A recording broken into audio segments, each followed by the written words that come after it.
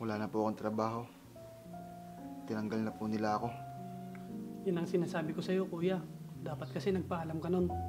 Dahil kahit regular ka sa trabaho mo, pag umalis ka ng matagal at walang paalam, awol lang tawag doon. Kaya yan ang nangyari sa'yo.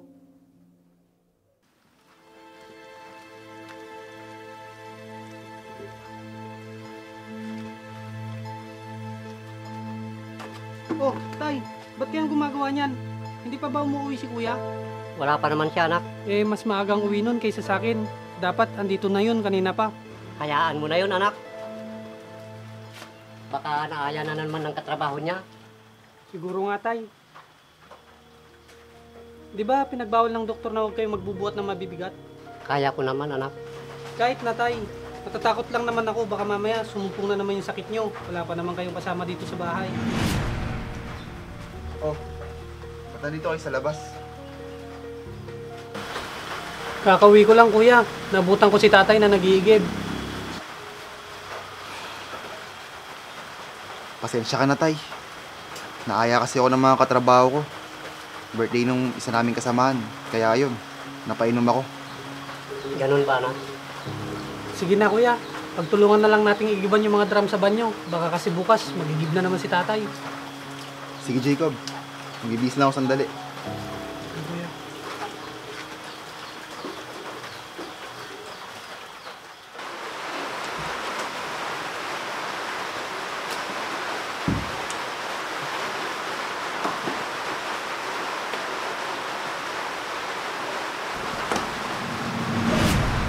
Oh, kuya. May lakad ka? Oh, Jacob. May out of town kasi kami ng mga barkada ko. Out of town? Ibig mo sabihin, mawawala ka ng ilang araw. Tama ka. Nag-leave ka ba sa trabaho mo? Hindi na kailangan. Papasok na lang ako pagbalik namin. Libre ba yung out of town na yan? Hindi. KKG kami. Kanya-kanyang gastos. Kuya, tayong kapatid lang. Huwag mo sanang gastusin, waldasin yung mga ipon mo ng basta-basta lang. Pati tuloy trabaho mo, napapabayaan mo na. Ano ka ba, Jacob? Regular ako sa trabaho ko. Kaya wala akong dapat ipag-alala. At kung tungkol naman sa ipon ko, meron ako. Ano ka ba? O sige na. Ikaw na munang bala kay tatay, ha? Sige na. Alis na ako. Saka pwede, pakilaban na rin yung mga marumi kong damit. Salamat, ha?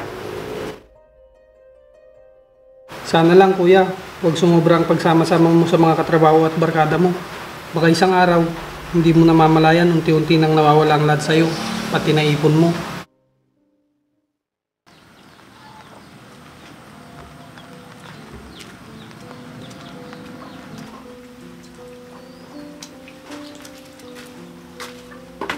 O tay, aanhin mo na naman yung kahoy. Eh may gasol naman tayo.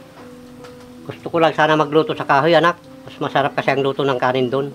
Ay nako, hintayin nyo na lang sana ako. Di ba sabi ng doktor, bawal kayo magpagod. Lalo na't mahina yung resistensya nyo.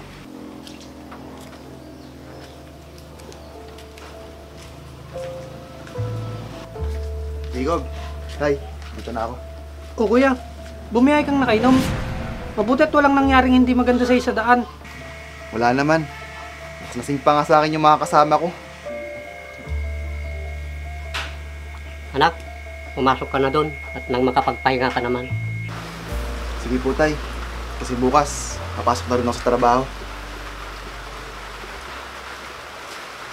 Hindi man lang naisip ng kuya mo, ang hirap niya sa trabaho para makapag-ipon lang siya. Yun nga rin ang sabi ko sa kanya, tay. Huwag niyang waldasin ang mga ipon niya dahil pinaghihirapan din niya yung mga yon. Pati nga po yung trabaho niya. Sabi ko magpaalam siya. Kaso hindi niya ginawa. Baka mamaya tanggalin siya sa trabaho niya dahil sa hindi niya pagpasok ng walang paalam. Huwag naman sana, anak. Kawawa naman ang kuya mo pag nagkaganon. Yan din pong iniisip ko, tay.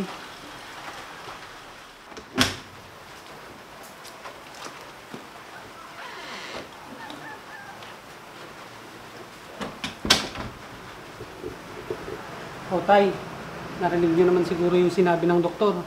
Huwag na daw po kayo magbubuhat na mabibigat at bawal na rin kayo magpagod. Maraming salamat, anak. Ilang check-up ko na palaging ikaw ang sumasama sa akin at sumasagot ng lahat. Ayos lang po yun, tay. Gusto kong gumaling at lumakas pa kayo.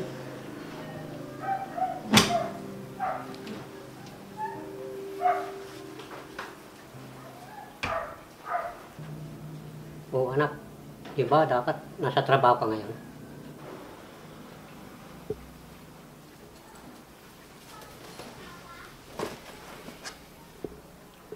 Jacob, Tay, wala na po akong trabaho. Tinanggal na po nila ako. Yan ang sinasabi ko sa'yo, kuya. Dapat kasi nagpaalam ka nun. Dahil kahit regular ka sa trabaho mo, pag umalis ka ng matagal at walang paalam, awol lang tawag doon. Kaya yan ang nangyari sa'yo. Huwag kang mag-alala anak. Nandito naman kami ng kapatid mo na nakasuporta sa'yo. Tay, Jacob, may sasabihin po sana ako sa inyo. Ano yun, kuya? Naubos ko din po lahat ng ipon ko nung nag-out of town kami. Wala naman palang pera yung mga kasama ko. Kaya ako nagbayad lahat. Yan na nga bang sinasabi ko, kuya. Lahat ng bagay na pinaghirapan mo, kung hindi mo ito alam gamitin ng maayos at masinop, mawawala ang lahat ng ito sa isang iglap lang. Tulad ng trabaho mo, ilang taon kang nagtiis para ma-regular ka lang. Ngayon, asan na? Wala na. Sa isang kisap mata, tinanggal ka. Paano yan anak? Mag-uumpisa ka na naman sa wala. Katulad ni tatay, ayaw kong gawin niya yung mga pinagbabawal ng doktor. Dahil wala ring kwenta ang mga ininom niyang gamot kung gagawin niya ang mga bawal. Kaya iniingatan ko si tatay. Dahil natatakot akong baka sa isang kisap mata lang, mawala na si tatay sa atin. Ngayon, naintindihan mo na kung anong ibig kong sabihin sa'yo noon. Kung nakinig lang sana ako sa'yo noon, hindi sana nangyari sa akin ang lahat ng ito. Nakita mo, sa isang iglap lang, nawala sa'yo ang lahat. Ang ipon mo at ang trabaho mo. Oo nga, wala talagang unang pagsisisi sa kung pangyayari. Kahit magsisimula ako ngayon, hindi ko na may babalik ang lahat ng nawala. Kaya nga, kuya. Kaya ngayon, alam mo na kung anong dapat mong gawin.